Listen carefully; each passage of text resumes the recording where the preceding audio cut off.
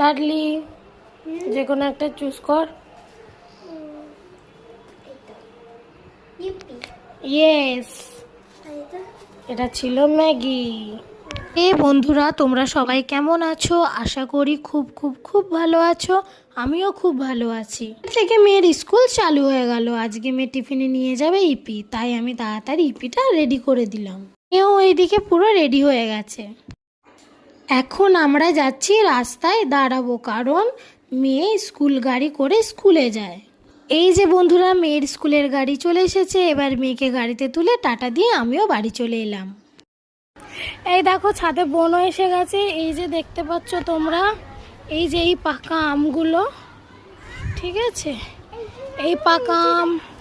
তারপরে এই যে এখানেও পাকা আছে, দেখো এইগুলো। তো এখানে একটা, এটা তো হাত দিয়ে পেরে নেওয়া যাবে। এদের মধ্যে অনেকগুলো কটা আম আছে যেগুলো আমরা পারবো।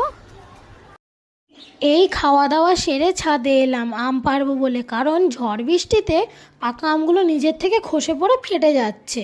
তাই এই বড় আংশাটা দিয়ে আমগুলো সব পারছিলাম। আর নিচে মা আর বোন কালো ওড়নাটা ধরেছিল টান টান করে, যাতে আমগুলো টালি হয়ে খসে যাতে ওইটাতে পড়ে, ওড়নাটাতে। তার কারণ হচ্ছে নিচে পড়লে মাটিতে থেঁতলে যাবে, তাই মা আর বোন ওটা ধরে দাঁড়িয়েছিল। আর ওদের কাছে দেখো একটা পুচকে সোনা ঘোরাফেরা করছে, ওইটা হচ্ছে আমার কাকিমার মেয়ে। অনেকগুলো আম পেরেছি, তোমরা সব দেখতেই পাচ্ছ। ওই যে মায়ের কাছে সব কটা জড়ো হয়ে আছে।